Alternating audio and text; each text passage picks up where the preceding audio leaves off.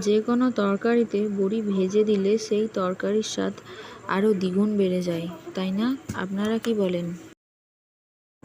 তাই আমার এই রেসিপির জন্য আমি প্রথমেই বড়ি লাল লাল করে ভেজে নিয়েছি। ভাজা হয়ে গেলে বড়িগুলো আলাদা পাত্রে তুলে নেব। এরপর ওই কড়াই তেল দিয়ে কিছুটা ফোড়ন দিয়ে নিয়েছি। এরপর ফুলকপি ভেজে নেব কিছুটা। কপিগুলো ভালো করে লাল লাল করে ভেজে নেব। এরপর লম্বা করে কিছুটা আলু কেটে রেখেছিলাম, সেই আলুগুলো দিয়ে দেব। আলুগুলো লাল লাল করে ভেজে নিতে হবে যতক্ষণ না হাফ সিদ্ধ হয়ে আসছে। আলুগুলো কিছুটা সিদ্ধ হয়ে এসছে। এবার আমি কিছুটা ঝিঙে কেটে রেখেছিলাম, ঝিঙেগুলো দিয়ে দেবো, কেটে রাখা ঝিঙেগুলো। কিছুটা সবজিগুলো সিদ্ধ হয়ে এলে পরিমাণ মতো নুন দিয়ে দেব।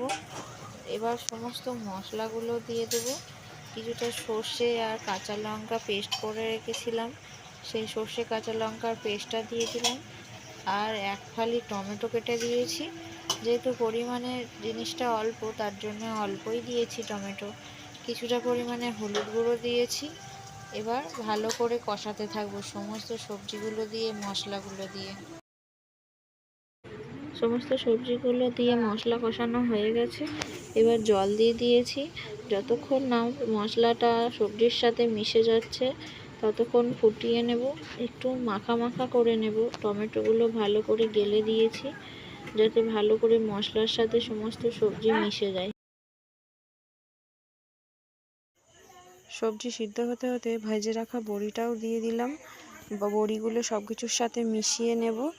আরও ভালো করে সিদ্ধ যাতে হয়ে যায় তার জন্য একটু ঢাকাও দিয়েছিলাম, সেই ক্লিপটা নেওয়া হয়নি।